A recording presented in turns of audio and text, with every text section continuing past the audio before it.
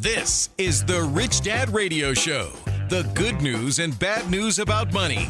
Here's Robert Kiyosaki. Hello. It's Robert Kiyosaki, the Rich Dad Radio Show. The good news and bad news about money. And of course, that's that oldie but the goodie. It's by the Romantics, I believe. And it's about the secrets that you keep.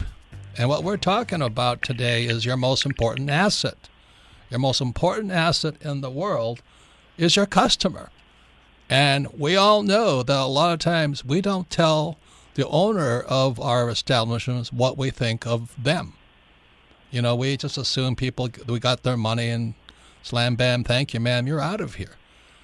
But the most important asset a customer, a company or a business or an individual has is the person that hands them their money. And that's the person that many times we abuse the most. And because the customer won't have the guts to tell you. So that's why it's the song is by the Romantics, Secrets That You Keep. And the person who and the organization that has got that wired, because the most important person is that customer. How do you take care of them? It's called customer service. And our guest today has an excellent book. It's called Excellence Wins. It's by Horst Schulze. He is the founder of a little company called the Ritz-Carlton. Kim and I, that's our favorite hotel chain. It is the best because they know what we think about. They know what we say. They know what we want. They know what we want. They're the best at it. So if you think you're going to get rich by being cheap and abusing your customer, you got another thing coming. You better grow up. So our guest today, again, is Horst Schulze, founder of the Ritz-Carlton. If you haven't been to the Ritz-Carlton, treat yourself. You'll get an idea what it feels like to know what customers want. Right, Kim? Yes, and he also, now he's founded, Horst has founded a second company, and he's chairman and CEO of Capella Hotels and Resorts. So we're going to have to go check out Capella because if it's Horst is saying it's better than Ritz-Carlton, so we got to go check that out. Different. You know, Ritz-Carlton is certainly a great company. I'm proud of what was accomplished there, what we created. But I wanted to, when I retired, I needed to do it one more time in the ultra luxury mode, because frankly, 20 years ago or so, luxury was changing into affordable luxury and ultra luxury. For example, 20 years ago, if we would have asked anybody, what's a great luxury car, they would have said Mercedes. Today, they may say Bentley. So there is a I see what you're saying. Change yes. generally in the consumer's opinion. So we created a Capella own small hotels. In fact, I'm sure most of you and your listeners have seen one on TV, and that's when Trump met with Kim in Singapore. It was in a Capella hotel. Oh, wonderful. Well, if Trump stays there, he must know service, right?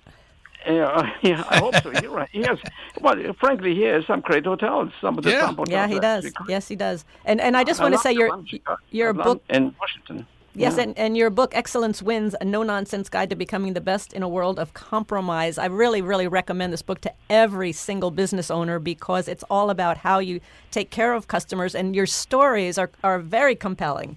And the thing is, I grew up in Hawaii, so I understand Hawaii is the hotel business. And the business is called Heads on Beds. Heads on Beds.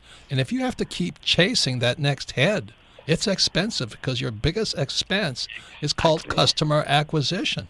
So if your customer keeps coming back to you, actually, it's more profitable and less expensive.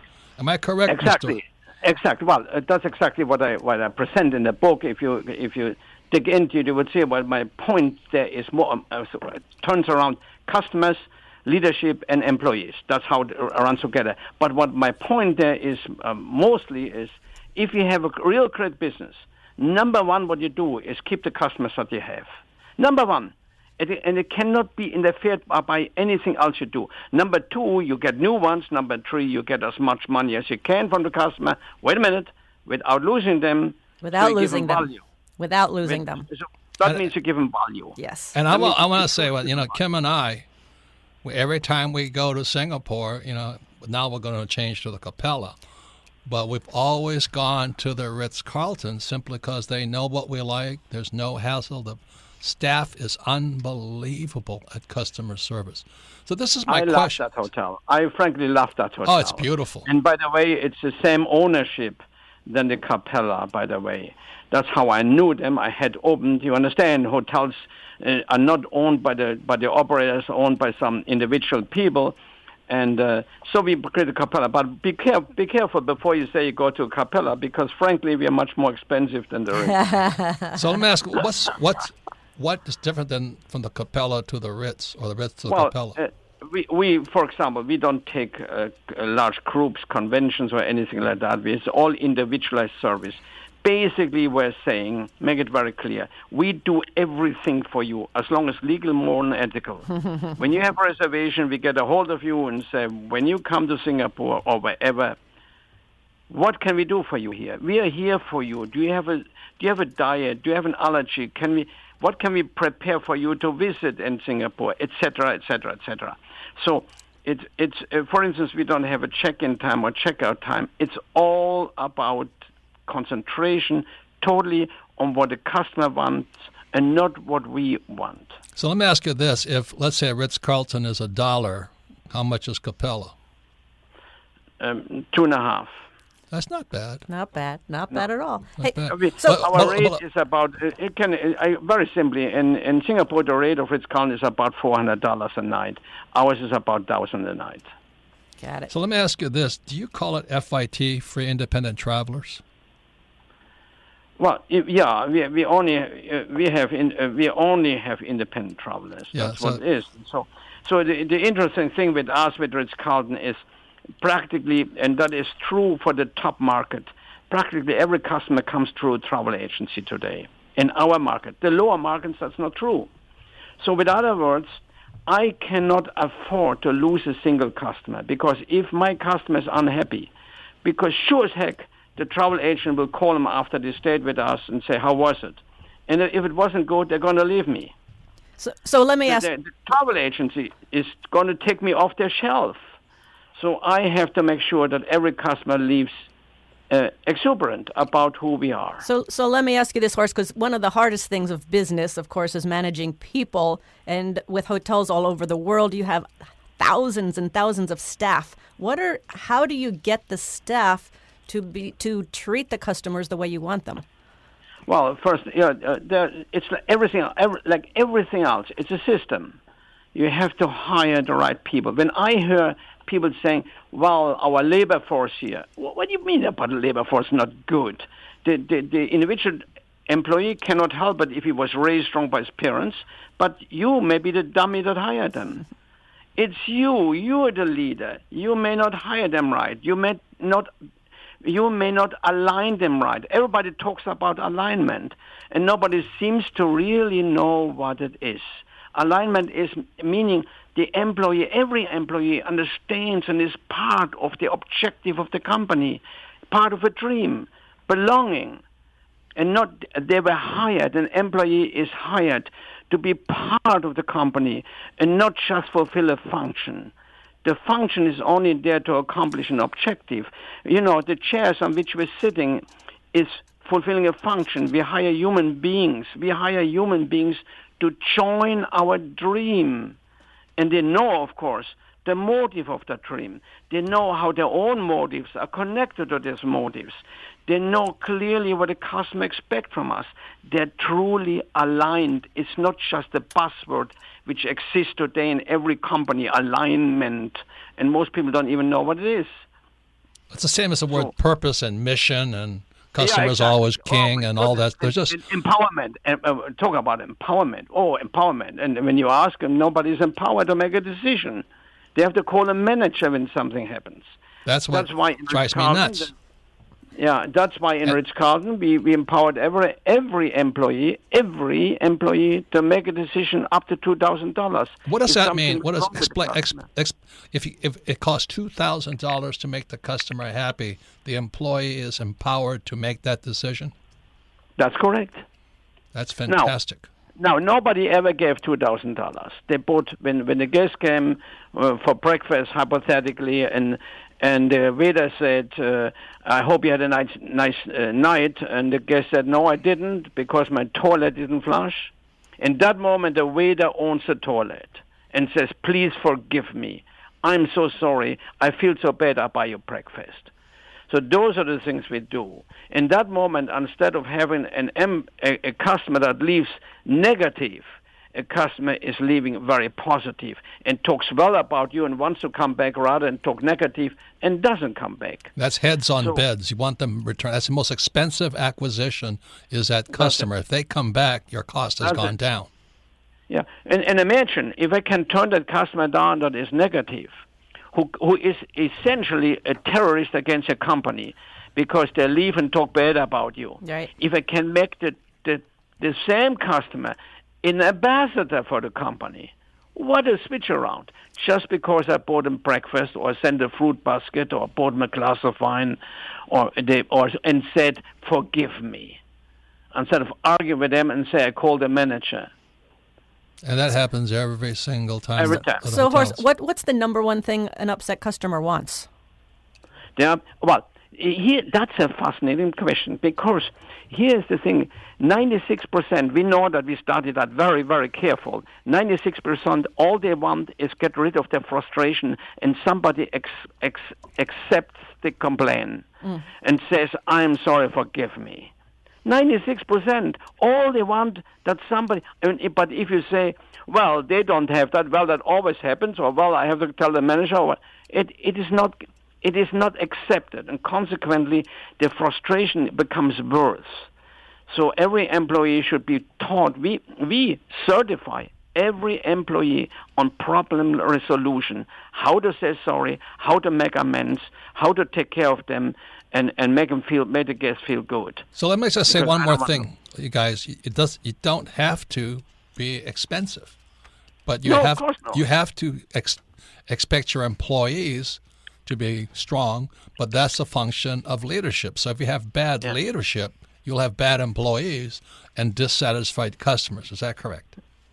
For me, it's all leadership. Everything's leadership. The people that you hire is leadership. How you align them is leadership. How you set an environment where they like to do the job rather than have to do the job is leadership. It's all leadership. Right. But what we do if an employee is not good, we say, "Well, that was not good," and then it's gone. Instead of questioning ourselves what we did wrong, not to keep the positive attitude in their hearts. Right. We have to learn that.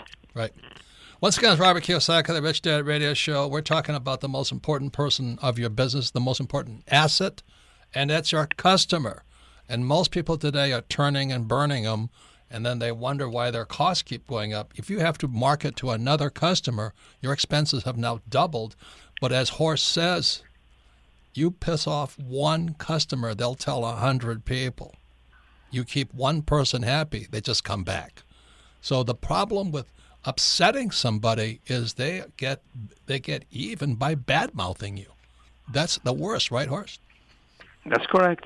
That's correct. I always say there are three types of customers. The one that are dissatisfied, who are terrorists against your company. Yeah, and they'll tell more people than... Anyway, I just did that. I was in Connecticut at this program, and the management was so horrible, I'm never going back. I mean, never. So that's the price, you guys, of having bad leadership, bad employees, and then bad customers who don't come back. Yeah. When we come back, we'll be talking more to Horst Schulze. His book is called Excellence Wins. If you're going to be in business, you've got to know who your customer is and take care of them, but also as a function of leadership, which I know I can personally improve upon, but then that filters down throughout the entire company. Bad leadership. Any final comments, Kim? No, I'm just excited to get back to Horst because he's got a great credo. When we come back, I want to learn about it. He says, "We are ladies and gentlemen serving ladies and gentlemen." And I want to find out how he gets that throughout the entire system. When we come back, we'll be talking more about how Horst takes care of the most important person in any business, the customer. We'll be right back. Welcome back. Robert Kiyosaki, the Rich Dad Radio Show, the good news and bad news about money. And once again, that's a song by the Romantics, Talking Your Sleep. Our special guest today is Horst Schulze. His book is called Excellence Wins. And any one of you who is an entrepreneur or who wants to be an entrepreneur or dreams of becoming an entrepreneur, you've got to read this book, Excellence Wins.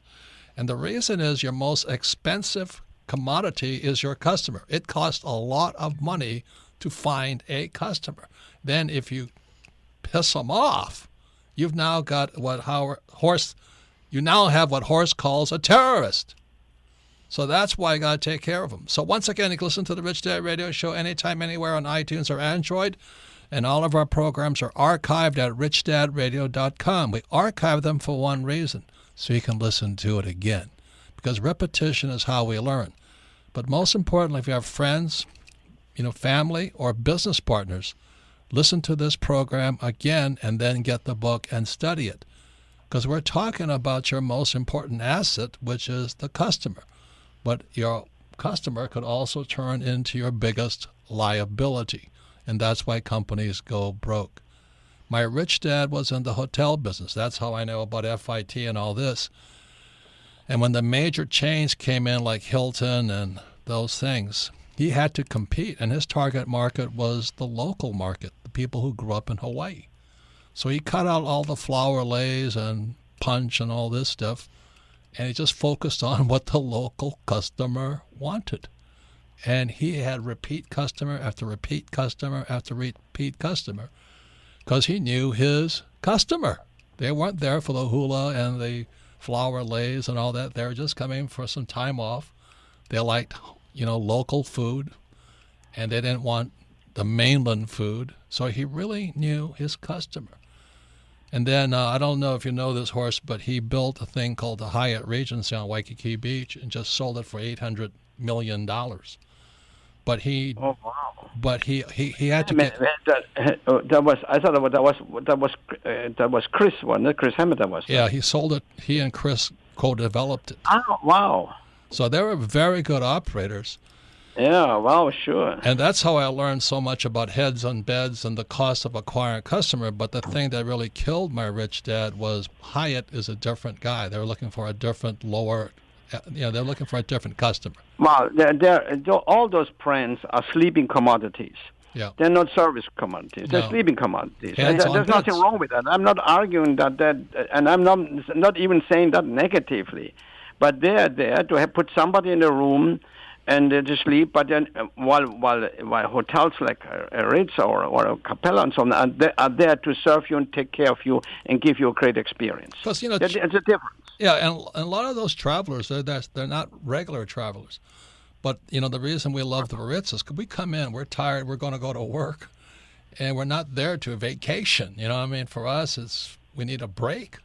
So that's why we love the Ritz, right, Kim? Yes, we do. Yes, we do. And before we get into the credo, since we've touched on it, Horst, we talked about, you had mentioned there's three kinds of customers, and we talked about the terrorist is going to talk bad about you. On social media. Yeah. No, listen, but hear me, but that's not even exaggerated. The dissatisfied customer, that customer is a terrorist against your organization. They go out, they put it on social media and leave and reach thousands and thousands of people negative about your company. And then, of course, there's the satisfied customer. They're kind of neutral. They're kind of whether here nor there. If next door they offer a better deal, that's where they're going to go. And then they're the loyal customers. And any organization should do the utmost to make the customer loyal. The loyal customer says, and this is a fact, there was a study just made by Pricewaterhouse, the loyal customer trusts you and your product. That's the difference, right? The issue is trust. No, hear me. This is important. And they're willing to pay more for your product yes. as long as they trust you. Yes. So that's why you want to... In other words, if you concentrate what the customer wants, you concentrate on making money rather than concentrate on making on the money. In that moment, you concentrate on what makes money. Versus focusing only on the money. Let me say that again. Yep. Most businesses only focus on making money rather than focus on what makes the money, and that money comes from a person named as a customer. A loyal customer, Exactly. especially. And if you have lousy employees, your lousy employee is costing you a lot of money. Is that correct, Horst? That is correct. That's why the thing that leadership does is to make sure that every single employee understands this, is taught accordingly, and wants to do the right job caringly underlined for the customer. And so that is the role of leadership. Management, it manages processes, etc. Leadership creates an environment in which people join and want to do the job. So that customer must leave your hotel happy, is what you're saying. And trusting. Exactly, and trusting. They must know, I can trust this. In the beginning years, the first 20 years when I was running Ritz-Carlton, we didn't advertise luxury. We advertised that you can trust us, you can rely on us. And that's what the customer does. You do. You go to Ritz-Carlton because you know they make you feel good. Yep. They make you feel good. You know it's going to be clean. You know they will respond when you have something. You see, you're trusting them. Yep. And that's that feeling any business should create in every single customer, guest, or patient, or whatever you call it that you have. That's of course what my book is all about. Not only how to do it and how to measure it and so on, but how to accomplish it. And so you have a credo we talked about at the last segment. Yeah. You have a credo that you've had with you for years and years and years. Ladies and gentlemen serving ladies and gentlemen. What does that mean, and how does that infiltrate through your organization? Well, it impacted me very much when I was about 14, 15, 16 years old, and realized the maitre d' in my restaurant where I was working as a busboy was so respected, and I realized all of a sudden why, because he was so excellent in what he was doing. So, and I had been told all the guests are ladies and gentlemen, we are servants, and all of a sudden I said, wait a minute. He is respected by every guest that comes in here because of his excellence. And for the first time I realized I can define myself as a gentleman. I don't have to be a guest there. I can define myself as a gentleman if I do things properly and right, if I create excellence in what I'm doing. And so consequently, I happened to write an essay about it, and I named it, "We're Ladies and Gentlemen Serving Ladies and Gentlemen." And when I started Ritz-Carlton, I made that the motto of the company. We are not servants. We are, unless we sentence ourselves by a lousy job, then we are servants. But if we are excellent in what we are doing, truly excellent, then in reality and in the mind of the customers, we are also ladies and gentlemen. So let me say this, ladies and gentlemen, here. I highly recommend, especially if you're cheap, go to a Ritz-Carlton. There's a company, Horst, it's called Giftology, and they said if you want to teach people about how to be treat the customer well, he says send your employees to 2 nights at the Ritz-Carlton, and they'll get the message, because most people are cheap. They don't know what it's like. So that's number one. But number two is, we got this thing called Airbnb. I have never used them. And the reason I never use them is because I don't know who I'm going to be sleeping with. Do you know what I mean? I really don't want to go and risk it. So how has Airbnb affected the hotel industry, and how has it affected you? Well, I can, for instance, say it has not affected us at all. Our market segment is not affected by that. But I must say, I wouldn't do it. I don't know if there is a fire, if they have sprinklers in the room, but I know if I sleep in Ritz-Carlton, that immediately the hotel and security knows that there's a danger somewhere because the sprinklers went off, or the fire detector, or smoke detectors, and so on. I know that. I know that in Ritz-Carlton they make sure there are no bed bugs, etc., etc., etc., etc. I can go on, and I want to turn anybody off. I have nothing against Airbnb, but that's why I wouldn't use it. The issue is trust. That's what I'm trying to say. I trust. There is a standard. When Kim and I go to a hotel, if it's below that standard, everything for now is compared against Ritz-Carlton. And so if I go to an Airbnb, I mean, like I just don't trust them. That's it. Why would I want to spend the night fighting bed bugs? That's the thing I'm afraid of. Well, I'm not saying that they're always, but my goodness, there was some, I don't know if they are or not. That's the point. Well, there was something that happened in the Ritz-Carlton in Singapore. Kim slipped and hit her head because the floors are so polished. That manager was up there. Oh my goodness! They had a doctor on the spot immediately. They took such good care of me. They were out. It was amazing. That was when it was like we became customers. Yeah. Does that make sense to you? And take a soaking bath and look over the city at the same time, and you feel good again. There you go. I know that window. Yeah. I know that floor. Yeah. It's an ochre color. It's beautiful. But what else I pick up, Horst, in your book is you empower your employees, and they're really problem solvers. And there was a story about room service, and you were getting a lot of complaints at one of the hotels about room service, and they dug and dug and dug, and where most people would have stopped, they went to like 5-6 levels of what really caused the problem. And well, that is a strong starting of continuous improvement. That means when a mistake in our company now with Capella, and I teach that a lot now, is when a mistake happens, we usually jump on the problem, the mistake happened. But it is statistically, that's a fact. Nobody can argue facts. That's a fact. Statistically, the reason for the mistake that is there, be it a spill or whatever, is 5 steps away. Yes. Lies 5 steps away. So you dig into it and work with the team. So when we have problems happen, if a problem repeats, we put a team on that is connected to the problem. That means in room service, if like in this case, if it happened in room service, we put a room service team. That means the order taker, the busboy, the waiter, the cook together and say, find the reason for this mistake. In the case of this room service was slow service. Find it, repeat it, find the reason. And they dig and dig and dig until they find the root cause. And once I eliminate that root cause, that mistake can never happen again. That means your company just became a little tiny bit better than it was before. That's what you call it. It's a systemic problem, not just an individual problem. That's right.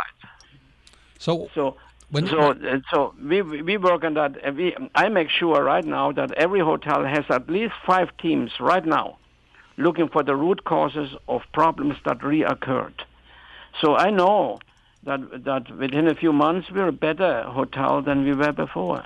Let me ask you this then: how do you handle a quote unquote an employee that doesn't want to be there? Because that's one of the biggest things I hear from business guys is how do you find good employees and how do you get rid of the bad ones? Well, don't hire them, right? Don't hire them to start with. You don't just hire people; you select people, and we do it very scientifically. We had an outside company, frankly, study for each job category the profile that is needed, that is successful in this particular job, that enjoys this particular job, and then we studied how to hire for that profile. Next, when people come to work, and again, I explain that carefully in the book, when people come to work, the next thing that has to happen, the first day they come to work, there has to be an exceptional orientation and not turning them over to have somebody fill out some papers and then turn them over to somebody who teaches them the function. What happens? You start a new job and the boss says, "Oh, we're a team here." This pathetic team speech. Well, what's a team? A team is a group of people who have a common objective. So the objective is not given just we're a team here. And work with Bill over here, he knows the ropes. You're not in rope business, but somehow Bill knows ropes. And then you turn him over and Bill tells him on the way to the workplace, this company sucks. That's their orientation. How can we expect something from an employee like that? We don't let that happen. We give orientation. In fact, the first 50-some Ritz-Carlton hotels, when they open new or we talk them over, I gave the orientation. I told them, I invite you to be part of us. Here is our dream. Join us not for work, but for the dream. And then let's work together to accomplish that dream. So let me ask this one last question. You know, let's say you have dissatisfied customers. You also have dissatisfied employees. How do you handle an employee that gossips, that's always saying bad things behind people's back? Well, that's very simple. You give them a chance, and you counsel them, and then you get rid of them. Please forgive me. You can't have that. But, one second. One second. If let me explain them for a moment. If my objective for the company, I agonized and questioned myself: is this good for everybody, including the employees? So if I compromise and let anybody compromise our objective to be the best in the world. That means an employee that talks negative and so on. I am compromising against all employees, against the investor, against the customer, against everybody. I have no right to do that. I have to get rid of that person for the sake of the rest of the employees. Amen, amen, amen. Once again, our special guest today is Horst Schulze, Horst Schulze. His book is called Excellence Wins. For those of you who are an entrepreneur or in business or anybody, and you really want to be better at what you do, this book is a must read. Once again, the book is Excellent Wins. Final comments, Kim? Well, I love what you said, Horst, about if you compromise or allow others to compromise, and your tagline is a no-nonsense guide to becoming the best in the world, in a world of compromise. So That's right. I think that's a huge point, and I thank you for that. Thank you very much. Thank you very, very much, Horst. You have no idea. Delighted to be with you. Yeah. Oh, such a pleasure. And congratulations again. And next stop is Capella Hotel. And we'll Love it. Good. Love it. Try it. We'll be back. We'll be back in Singapore soon. So at least we'll be there. Yeah, we'll be there. Yep. So we'll be there. So thank you very much. Yes. All the best. Thank you, Horst. God You bless. too. Bye-bye. Bye-bye. Thank you. So one more time, I thank Horst Schulze. If you don't want to study, don't read this book. Don't be an entrepreneur and struggle and be cheap. And thank you for listening to this program.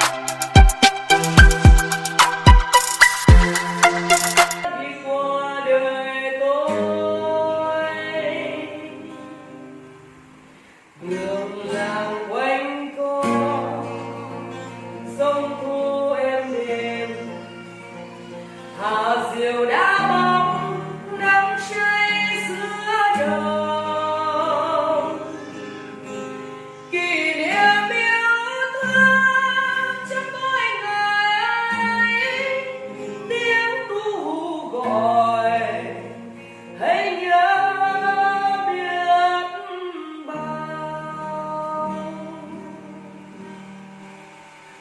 tôi xa quên